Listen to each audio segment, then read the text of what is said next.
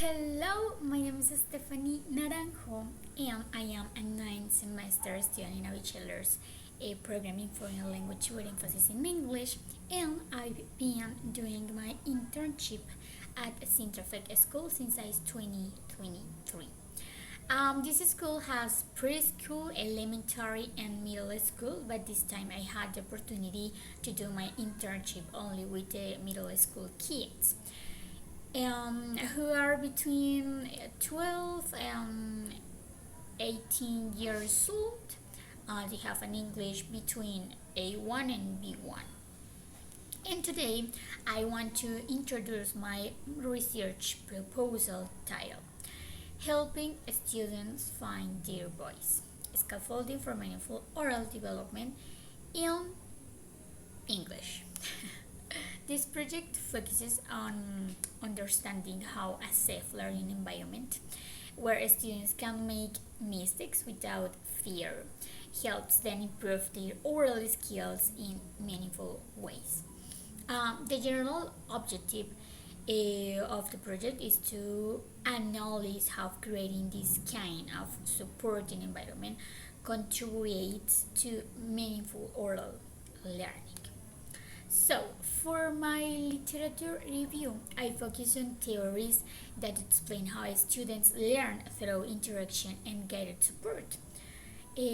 First, I started Vygotsky's sociocultural theory and the zone of proximal development, which describe how students can do more when they receive the right support.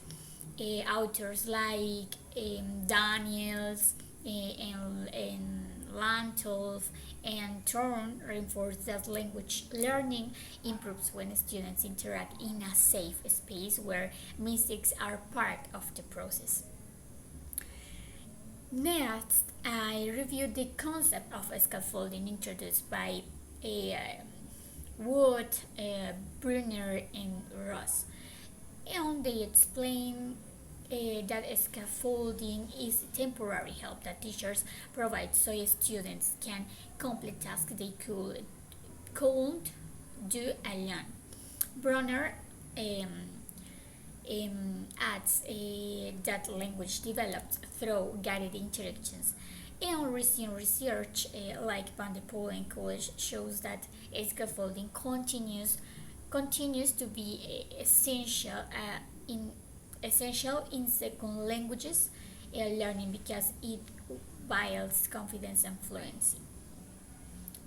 And I also examine studies focused especially on scaffolding L2 learning, such as Gibbons and Temir and what's the name? Ergul.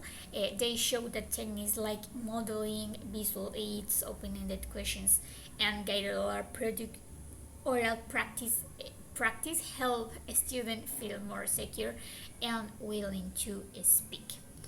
And finally, I look at the historical evolution of scaffolding, especially through DS analysis. Even after 15 years, scaffolding remains relevant. It's relevant because it supports autonomy and helps students overcome their fear of making mistakes. Overall, these theories help me understand that meaningful oral development happens when students receive progressive support in a safe, interactive environment. And during the research process, I designed several activities in my classes that allow me to observe, analyze, and evaluate how students behave when speaking English in a safe environment. For this, I planned sessions where they took the lead. I wasn't the center of the class, but rather a guide and facilitator who support the process. One of the strategies I used was oral activities when students could make mistakes without any negative consequence.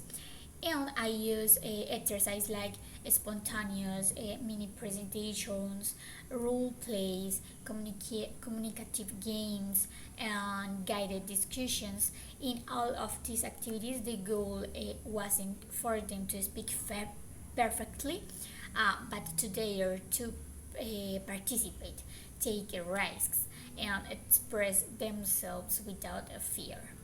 And during the classes, I focus on observing their confidence level, how they interact with each other, and how they respond when they made mistakes. I realize that when give the freedom to make errors, they relax more, speak more fluently, and participate more naturally.